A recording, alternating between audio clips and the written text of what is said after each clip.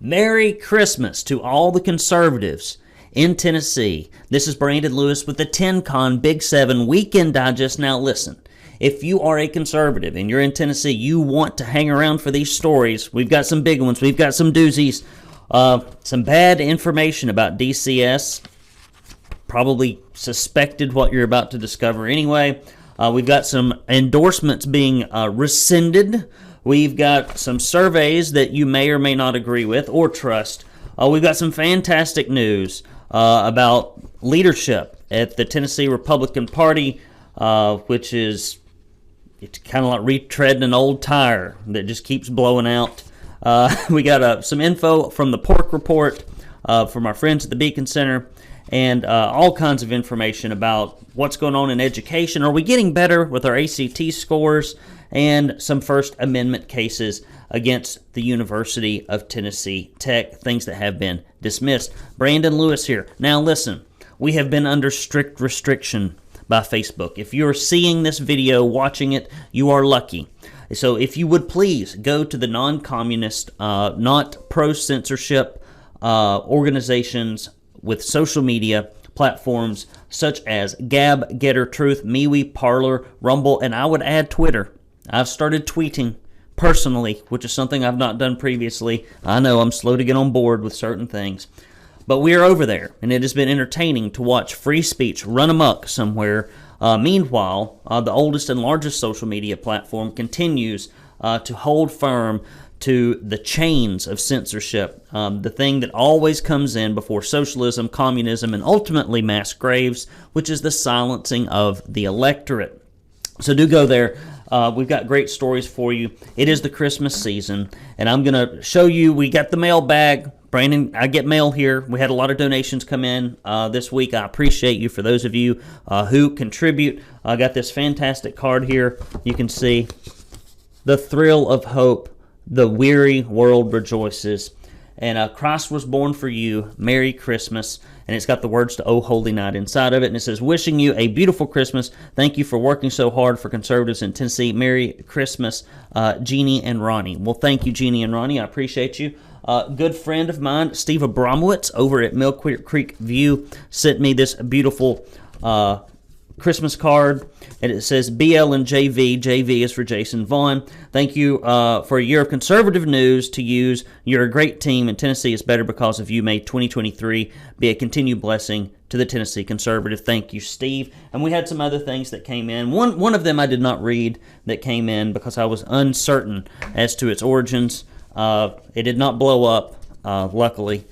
Not giving anybody any ideas here. All right, on to the stories. Here we go. First story, Tennessee DCS given one more year to get their act together after audit finds children in state custody sexually abused or harassed. Now let me ask you guys, how many of you actually think that if DCS continues to suck at what they do, that anything's really going to change? We'll give you one more year, and then, it's 2050. It's the same thing with the schools. They've been giving the schools one more year forever. Forever. The release by the Tennessee Comptroller of a damning audit of DCS prompted lawmakers to vote to allow the department to remain in existence for the span of 1 year while improvements are made under the new Commissioner Marjorie Quinn. Lady's got her work cut out for her. A state legislative oversight committee voted Wednesday to require the Department of Children's Services to submit reports every quarter for the upcoming year. Some of the findings from the audit that span 2 years include, drumroll please, children left in unsafe situations because of lack of response by DCS to sexual abuse, sexual harassment, or neglect allegations, especially in residential facilities. Vacancy rate of caseworkers of 22%. Outdated systems meant to track medical and dental visits of children in state custody, case managers with caseloads that exceed the state's maximums, crisis level shortages of long-term placements, faculty faulty background check process for DCS employees and volunteers. One of the more alarming findings of this report of 34 allegations of sexual abuse and sexual harassment of children in state custody. I'm going to turn this microphone down just a little bit. I'm getting a red light here. I don't know what that means.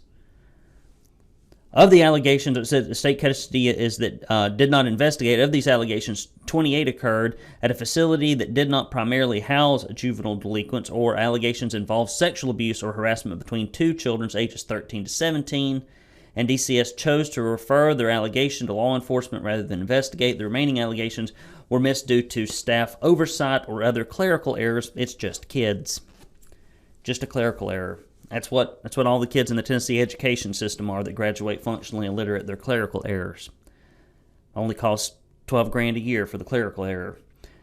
While DCS referred these allegations to law enforcement, no referrals were tracked or followed up on by the department. In addition, DCS failed to investigate staff at residential facilities over a lack of supervision regarding 37 reports of potential sexual activity between children in state custody. DCS chose to overlook the reports and not investigate.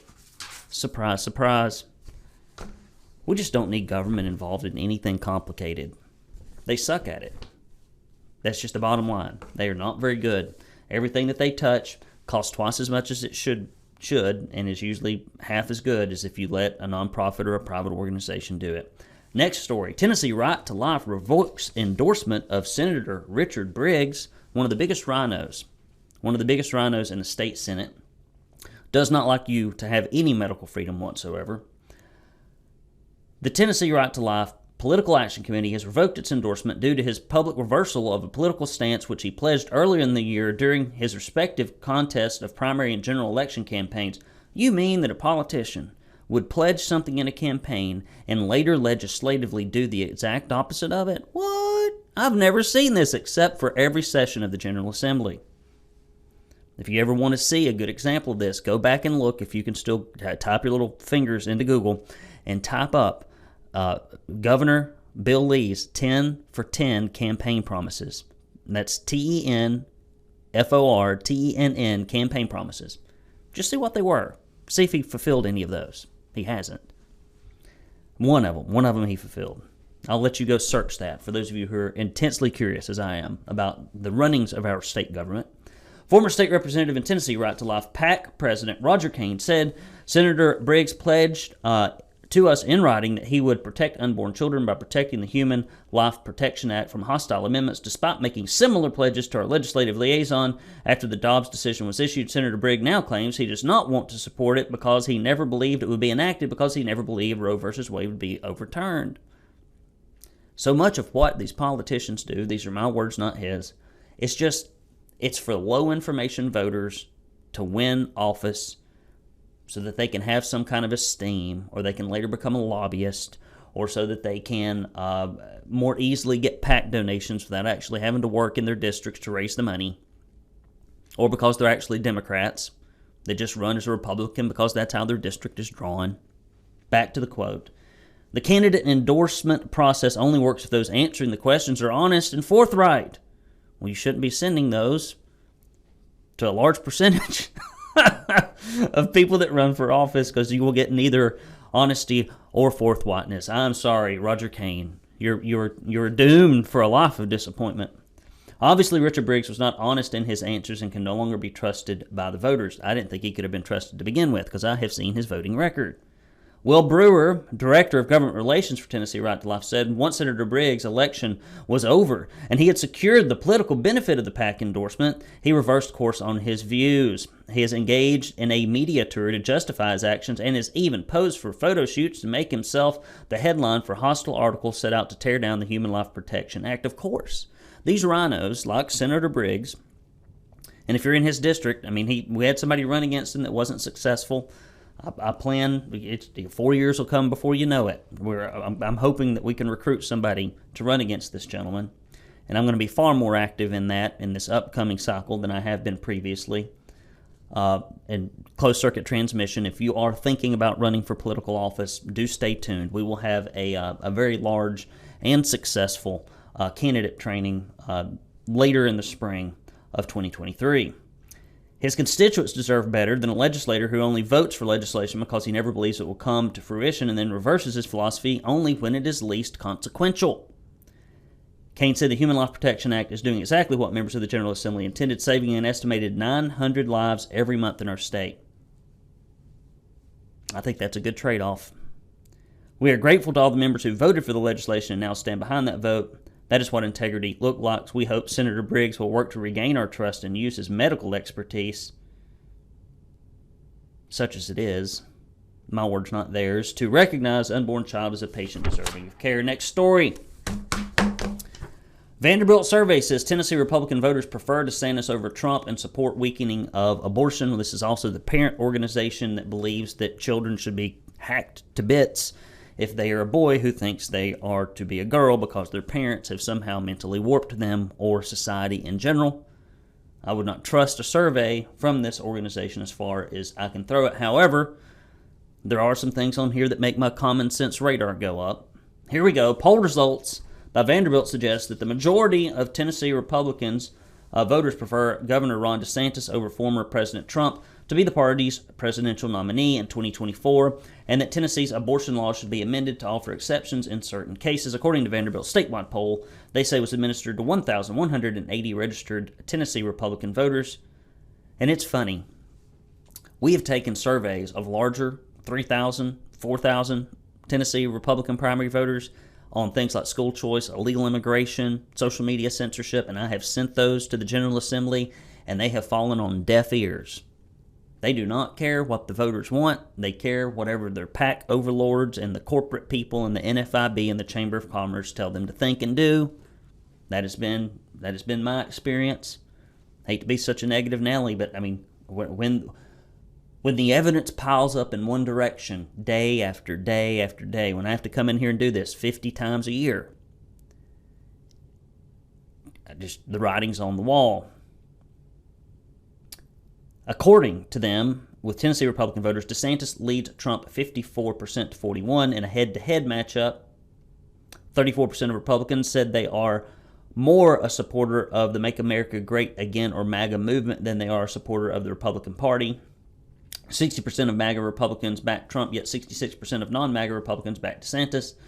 Poll results also state that 21% of MAGA Republicans agree with the statement Joe Biden won the 2020 presidential general election. By contrast, 51% of non-MAGA Republicans believe Biden won. Less than 40% of MAGA Republicans thought the 2022 midterm elections were counted fairly and accurately nationwide, compared to 62% of non-MAGA Republicans, 71% of independents, and 96% of Democrats, according to Vanderbilt's poll. Now, you can get this story. This is a number-heavy read. So if you go to TennesseeConservativeNews.com, you can find this. Just search Vanderbilt. Of course, in addition to this poll, you'll get lots of other really bad news about this organization. Moving on. According to Vanderbilt's poll, only 19% of those surveyed could correctly identify Tennessee's current abortion law and what it entails. 36% stated they do not know enough about it to comment.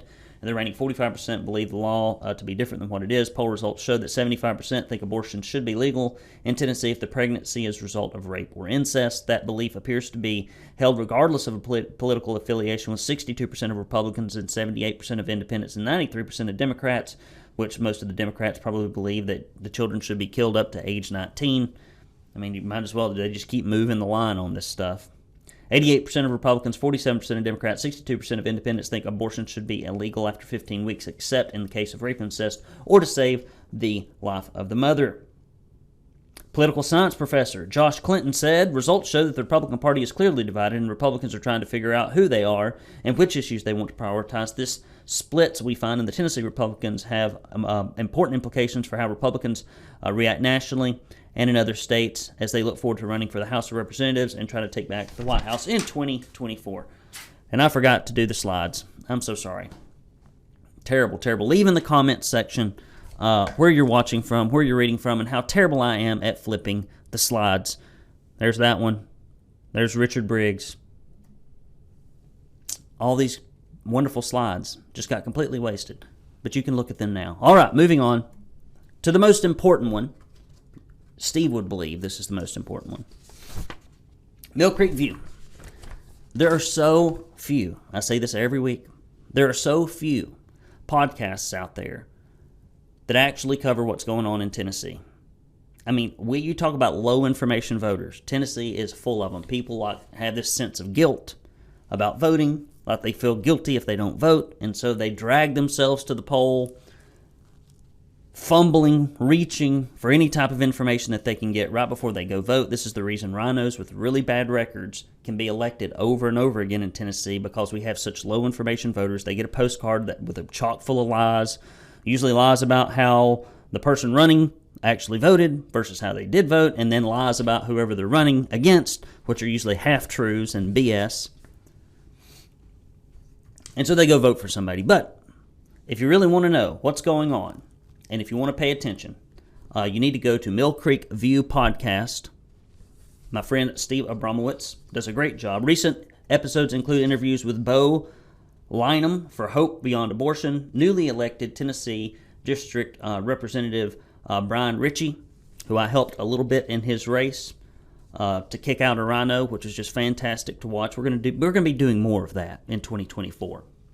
So hang on to your seats, rhinos. It's going to be tougher. It's going to be an uphill march in 2024 for those of you that are on the ticket with bad records, who voted to increase the budget by 20%, who voted for corporate welfare, which is wildly unpopular. There's just bad records. All you got to do is tell the voters about these people's records, and we're going to be doing some of that. And Brian Ritchie, I don't think is going to carry anybody's water. Probably means he will not be overflowing with PAC donations, and perhaps the leadership will not place them on committees to kill conservative legislation. But nonetheless, I digress. And sports commentator and podcaster Devin Hoke. Be sure to check out Mill Creek View, Tennessee on Rumble. And as always, anywhere you listen to podcasts. So go to Spotify, Apple, iTunes, wherever you get your stuff, Podomatic. I don't know where you get your podcast, but type in Mill Creek View, Tennessee. Make sure that Tennessee is on there, and you will be more informed. Next slide. Woo! We got somebody. Got somebody that's gonna hold people accountable to the Republican Party platform and leadership. We've got somebody who's going to train all these currently, in many cases, uninformed GOP committee folks how to register voters and how to turn them out, to turn especially our bluish and purple counties back red. We got somebody who's going to... No, we don't have any of that. We have somebody who is going to rubber stamp anything the establishment tells them, who's going to continue to arbitrarily and capriciously keep people out of running for primaries whenever it suits them, who's going to cherry pick and insert people into offices that probably aren't conservative. We have reelected without a ripple, without a wave, without much public comment, Scott Golden. Next time we have elections for these people that are on the SEC committee, we have got to get conservatives in there. I guess we do. I mean, other than letting people run with an R by their name, I don't know what this organization does. I don't know what they do. I've been involved in campaigns for 20 years in Tennessee, and every time I've called up to the office of the state Republican Party to get some kind of assistance for somebody who later won elected office, I couldn't get any. It's like the Tennessee Republican Party is basically a small collection of people who like to keep other people out, who collect a paycheck to do something. I don't even know what they do. I cannot determine it because I've not seen any functional, other than pose for pictures on social media. I know that there's a lot of that goes on, and a lot of asking for money. I don't know what else they're doing. Nonetheless, Tennessee GOP chairman reelected despite call for more conservative leadership. Despite calls for Tennessee's conservatives contingent for change in leadership for the Tennessee GOP, Scott Golden has been reelected to the position of the Tennessee Republican Party chairman for another 2 years. Our sources tell us that Golden was recently reelected unanimously and unopposed. I'll be honest, though, I wouldn't want this job. So the only thing I will say, whoever gets this job has got a rough job. You have to listen to political gossip and intrigue 365 days a year without actually doing anything about it, other than maybe trying to get those who are already in elected power a little bit better entrenched, I guess. Charlotte Kelly was elected as vice chairman, Shannon Hayes as treasurer, Beth Scott Clayton Amos as vice treasurer, and Scott Smith as secretary. Tennessee GOP leadership has been criticized for not holding party members accountable to the Republican Party platform, especially when it comes to illegal immigration, school choice, corporate welfare. I mean, you would think all during the pandemic, when our constitutional rights were completely eroded, and we now know that it's all complete BS and lies, that the Republican Party would be like raising its hand going, hey, we're here to protect the Republican primary voters from all of this. You would never hear a peep. Scott Golden's job is to get behind the pant leg of Bill Lee and the handful of people in Republican leadership and to say, yes, sir, and that's about it. That's it. That's what this job entails, at least all I have seen it do. Somebody needs to change it. And in many of our blue counties that are purple, like Knoxville, Chattanooga, where the city is blue and the county is reddish, we're losing. We are losing in these urban centers. And I have not seen any type of collected effort by the Republican Party to do jack squat. I just don't know what the organization exists to do. And I'm a pretty keen observer of these things. There's been no condemnation by the Tennessee GOP against any of the elected Republicans who have sponsored or voted for legislation promoting illegal immigration into the state. That includes Shane Reeves. Shane Reeves, big, huge proponent of granting licenses to illegal immigrants. We got here recently, I think it was, I almost want to go back and look at the bill, because we got nasty emails from the state caucus press people. Pretty sure it's Dale Carr. But I'll look that up later. Tennessee GOP has been guilty of disqualifying conservative Republican candidates, disregarding or redefining party bylaws. I mean, that's the thing. Why in the world is there so much confusion about if you aren't qualified, and why can't we get some kind of like one-pager that you can hand out to people, and then months ahead of the election we can get together and vote on whether or not these people get in or not? It just all stinks to high heaven. It's terrible. One such example is lifelong Republican Mark Pulliam, who ran for the state executive committee in Tennessee's 2nd senatorial district and won the primary, but during the SEC meeting on September 7th, the SEC voted to invalidate his election, thereby disenfranchising Blount and Polk County voters. They did it. I've watched it. It was very hateful. It was very nasty. It was very vindictive. I mean, I don't see if anybody would have watched that meeting and watched how Scott Golden chaired it and watched the people that had been assembled to conduct it would want to participate and be a part of it, unless they were just either a part of that group of people who just like to sit around and hear themselves talk, which we've got organizations all across the state that are primarily, that's what they exist to do, or listen to other people talk, not really having any impact on the political outcomes. Or, unless you're like a handful of them, we do have a few very conservative SEC members who are in communication with us, and they are trying to put some polish on this turd that is the Tennessee Republican Party. It's terrible. Principles. That's what we have a party for, is to carry out the platform, not to serve the politicians. Pulliam said, while I acknowledge that the Tennessee Republican Party has the legal authority to regulate GOP primary elections, nullify an election after the fact when the results have already been certified by the Tennessee Secretary of State is a drastic measure that should be taken only under extraordinary circumstances. It's amazing. You got somebody who wants to volunteer for this stuff and get booted out. And the other thing that is interesting to me is there's like this little footnote that explains that you having to have voted in 2 of the 4 or 3 of the 4 or whatever it is last Republican primaries said this is not meant for people to disqualify people who come from out of the state or that had voted in different areas. I mean, there's like a footnote that tells you, like, when we voted this is what this meant. And like, you can get no clarity out of the Tennessee Republican Party about why, if there's a footnote in the bylaws explaining what it is for, that you would like not take that into account, unless, of course, you're doing it for some kind of self-serving reason. I just don't trust Scott Golden. I think he has demonstrated that he can't be trusted. It is not open. It's not transparent. If you're a Republican primary voter, these things, these Republican primary, these meetings should be streamed, just like our legislature streams their meetings. They should be open for public review. They should be. If you're gonna vote for a party, instead it's all clandestinely hid. I don't like it. A lot of any conservative that pays attention really doesn't like this. Next story. Pork report. No, not in a conservative state ran by Republicans. Oh yes. In their 2022 pork report, the Beacon Center of Tennessee says that $1 million plus a year in taxpayer dollars goes to fund lobbying efforts at the state legislature. From city, and now this isn't the only thing. They covered the Titans Stadium, which is wildly unpopular in polling, yet the people like brag about it. Oh, great, we've just taken $500 million so people, millionaires and billionaires, can have more money to put on sports theater for folks at the expense of people who will never watch it across the state. There's more in this pork report. You should really check it out. Go to the Beacon Center's website. From city and county government, public universities, and utilities, Tennessee tax dollars pay for those entities to hire private lobbyists to influence the legislature, states the report in its induction entitled Betraying Taxpayers. Even worse, those who work for government and who lobby in Nashville when the legislature meets yearly do not have to disclose information about those lobbying efforts, unlike for-profit lobbying firms and nonprofit organizations.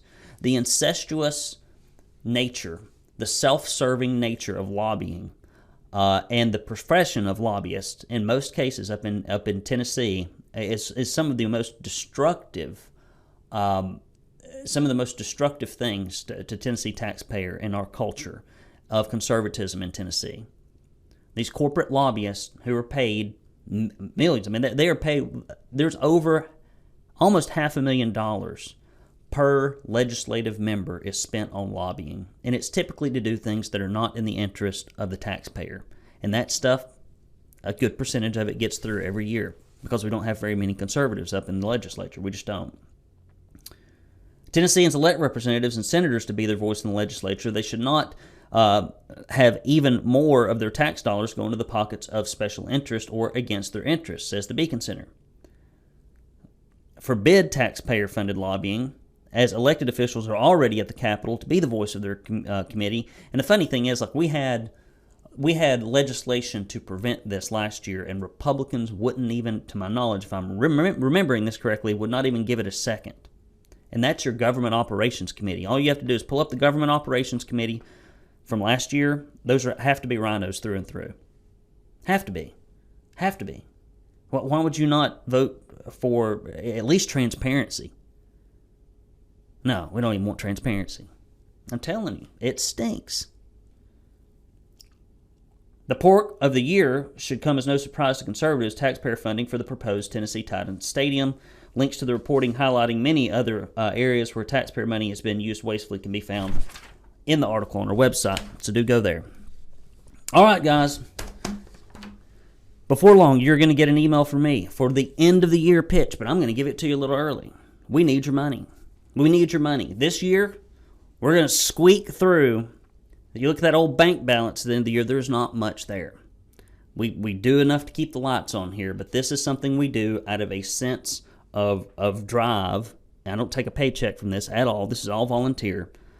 Unlike the lobbyists who do it for their own interest and to line their own pockets most of the time, and it works very well. If I had ever wanted to just make a bunch of money with the political influence that I had, I would learn to keep my mouth shut, to do things that were against my convictions, and to show up there and to try to work the system and to try to spread PAC money around up in Nashville. I think if I had set my mind to it, I would have been a remarkably effective lobbyist. But instead, I run a for-profit news publication for conservatives, and we have an issue. You always wonder, well, why don't conservative candidates win? Why don't conservative news outlets make it? It's because conservatives often, they run their mouth about how they feel to their friends and family, but when you ask them, okay, let's look at the last 90 days.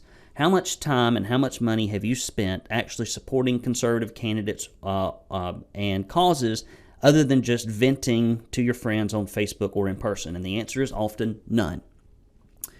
Meanwhile, the liberals in our state are cutting checks.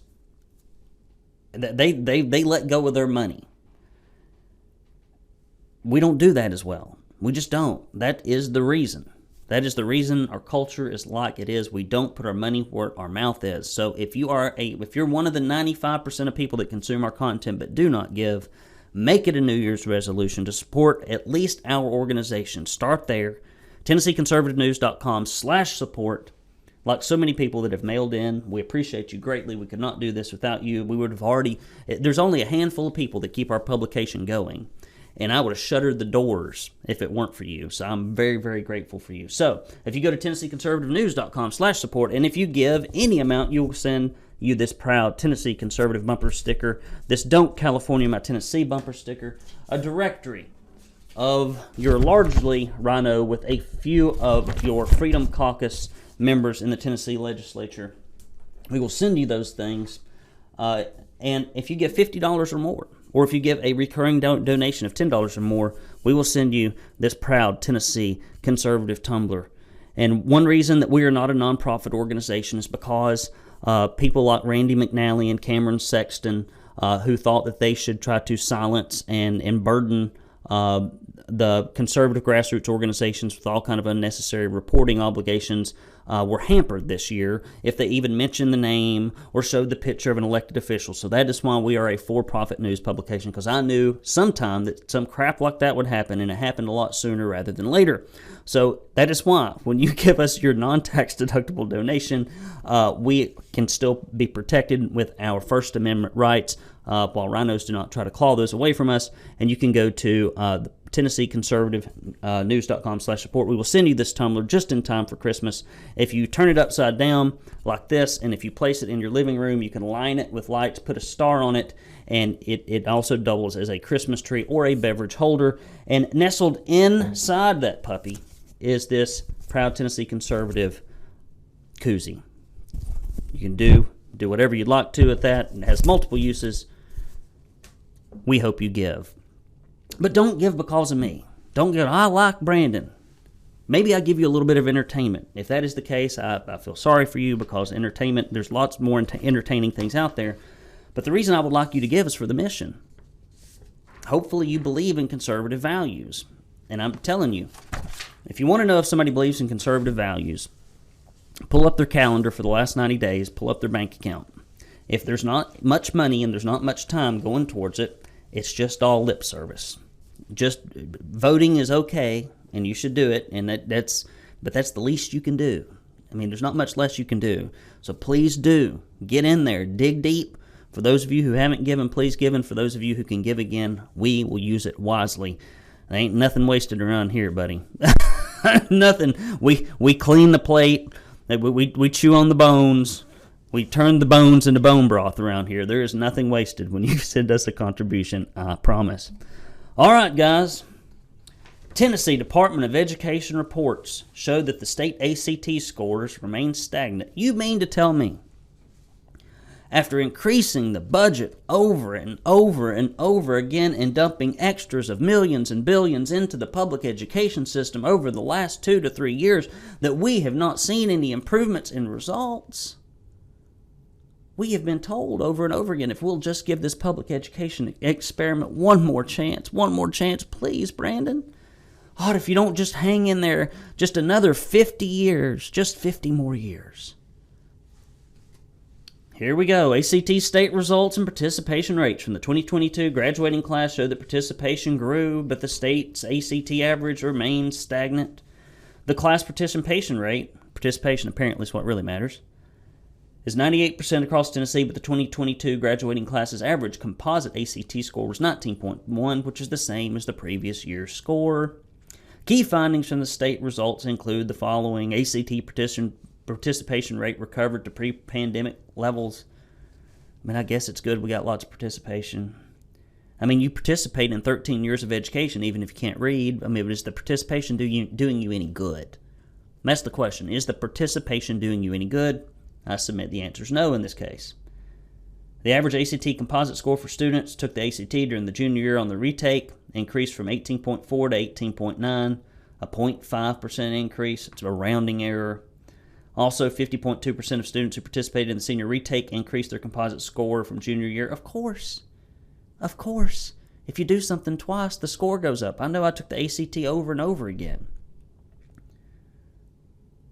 It is so funny when you see reports come out from the Tennessee Department of Education, how they have to claw and scratch and scrape to make mountains out of little bitty molehills. Just little bitty, they're not even success stories. Like, how can we couch this so it doesn't sound as bad as it is? Student performance remains abundantly unchanged from 2021 to 22. I don't even want to read the rest of this. It's just the same old crap. And we're going to be talking to you about a story next week. We've got some school choice legislation that a few senators and state reps are trying to bring. and I'm happy for it. And we've already got rhinos lining up against it. Already. It's all about the kids.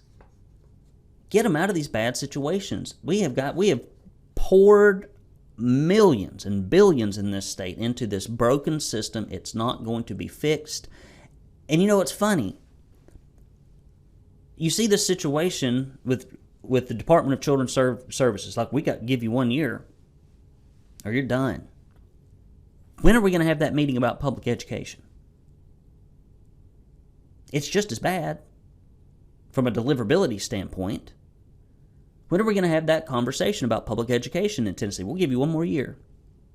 Well, it wouldn't matter if you did. You give them 100 years. We've given them 40, 50. It's pathetic. We have got to get away from this stuff.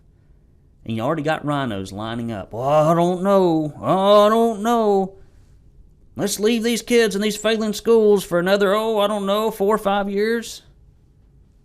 Till I can get out of office. It's pathetic. A pathetic lack of courage for the children. It's shameful. People should have eggs thrown at them that want to keep these kids stuck in these failing schools. Next story. Tennessee Tech professor, First Amendment case against university dismissed. A federal judge upheld disciplinary action taken against 2 professors at Tennessee Tech after they posted flyers around the campus calling another professor a racist. What? Leftists calling names in a baseless fashion? 2 TTU professors posted flyers in 2021 with a picture of Andrew Donadio, an assistant professor of nursing, member of the Putnam County Commission, and faculty advisor for the TTU chapter of Turning Point USA, a conservative organization. Oh, now we see. In a place where you're supposed to teach people to think critically, instead what we really have are indoctrination centers funded with conservative taxpayer dollars. And we continue to allow this to happen in Tennessee with Republican leadership driving the bus 100 miles an hour. The 2 professors were disciplined by the university for violating their code of conduct regarding fostering diversity, fair treatment, and respect for all. Part of the discipline involved being ineligible for raises for the next year, not being allowed to supervise any student organizations or participate in any faculty-sponsored trips for the next 2 years. The pair sued the university, saying that they violated their First Amendment rights. Now, what's this when do liberals care about First Amendment rights? I thought censoring and shutting up and attacking people personally so that they shut their mouth is what liberals are all about. So these 2 professors who wanted to intimidate somebody into shutting their mouth about their viewpoint by calling them a racist, when they have some kind of penalty put up against them for what is clearly unprofessional conduct, well, then free speech matters. Hypocrites. The pair sued the university, saying they violated their First Amendment rights, but failed when Judge Waverly D. Crenshaw ruled in December 1st that the 2 failed to provide adequate evidence of a violation of First Amendment and granted summary judgment dismissing the case back to the university to handle the sanctions against the pair. Good. All right, guys. What are we going to do here? Let's close this thing out. It's almost Christmas. I'm behind. We have not got if you don't get a Christmas card from the Lewis family or the Tennessee Conservative this year, I apologize. We're behind. We're behind. Day late, dollar short this year. Sometimes it just happens that way. So we're behind. You may get a New Year's card from us. Maybe. I prefer to send out 4th of July cards. That's probably what I'll get around to. So I hope you're having a wonderful Christmas. We do have the Christmas tree up at the Lewis household. It is up. Nary an ornament is on it, but we do have the lights on. And I dragged down the ornaments from the attic. It's so funny. We moved into this new house, right? We got all this stuff shoved into the garage. Things that I personally don't believe we need, but we're retaining them. So I thought, well, the one thing that I know that I can safely put up in the attic, that I know will be permanently stored there, will be the Christmas decorations. And I put them up, and now I've had to drag them back down. And had I just left them laying where they were, I wouldn't have had to do that. It is an irony. It's an unpleasant irony. So that's what's going on. We today, my wife is doing Christmas around the world at the school with our young ones. We have had illness sweeping through the Lewis household. I've been feeling a little under the weather for a while, had a big sinus infection, and then one kid got the flu, and then the other kid got the flu, and it's like, COVID shows up and the flu disappears, then the flu shows up and COVID disappears, and, it's kind of like Clark Kent and Superman, I guess. At any rate, so we've been a little under the weather. It's just hectic this time of year. I am currently about to clean out the offices here of the Tennessee Conservative because we have water issues. We've had them for a while, and they abated when we had some work done. But we are below grade in this building, and we're having a sump pump installed, which is a great thing to spend money on. I just enjoy every dime that I'm spending on this process. And they're going to cut all the walls in 3 big rooms here and do some kind of magic thing and maybe pray over it. And then they're going to put a sump pump here in the back. And so I have got to, after doing this, I have to haul all that crap out of here and let them destroy it. And then I don't know what's going to happen after that. And I'm going to hot-foot it down to Alabama with a banjo on my knee to see my best friend of, since 4th grade, Tommy. And we're having our perennial cook a steak, smoke a cigar, sit out on the back porch and exchange gifts and piddle around in Marshall County and waste time and goof and loaf. And I've got some Christmas shopping I'm hoping that I can get done while I am there. I'm further compelled and obligated and going to eat with my family there in Alabama on Sunday. That's what I'm getting into. So I'm going to be out of Tennessee. I bet there are a lot of rhinos just saying, oh, I feel better. I feel better already now that guy's out of our state, at least for a weekend. Maybe he cannot cause any more trouble, shine any more lights, bring any more truth to the handful of people that actually care about what's going on in Tennessee government. Guys, if you can, share this podcast. If you know of somebody that's politically interested, the courthouse gang, folks that are in conservative organizations, I was surprised. I've spoken to a lot of conservative organizations, not a lot, I don't get out that much, but enough, and I'll ask them if they have found or subscribed to our publication or our podcast, and it surprises me it surprises me how many who have, but it also surprises me how many who haven't, because we only have 2 news alternatives in this state that are conservative in nature. One of them, the Tennessee Star, no longer exclusively focuses on Tennessee, and their content has dried up, and they do not focus on the legislature like we do. Not even close, not even like 10% as well. I wish they did. We need help. I would love it if they'd shut down all the other publications and focus exclusively on Tennessee. But we only got 2. We only got one that is exclusively Tennessee, and that is us. And so we need your support. I mean, we're not like on life support, but we ain't rolling in it. So if you could go to TennesseeConservativeNews.com and /support, make a donation, and clear your conscience for the new year. Make a New Year's resolution to put your money where your mouth is. I would appreciate it. We need your help, and for those of you who have assisted, we are fantastically helpful or proud or appreciative. I'm grasping for adjectives here. That's how you know this is live. I don't hit the record button twice. I don't hit the broadcast button twice. We just go with it. Guys, I appreciate you, everything that you've done here, for hanging in there with us, for supporting us. It has been a fantastic year. I'm excited about 2023. I think we can do a lot of good things in this session.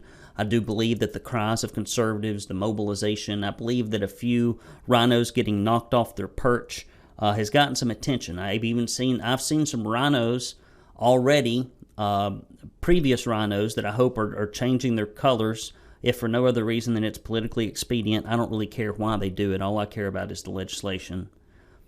Doing some things that look conservative. I also see some people that are trying to do rhino things that we're pouncing on early in the legislative session by letting you know the crappy bills that are being filed. And Jason's done a fantastic job at that, of looking at these bills as they're filed and letting you know, hey, we got these people trying to make illegal immigration easier in Tennessee, which is all we've had.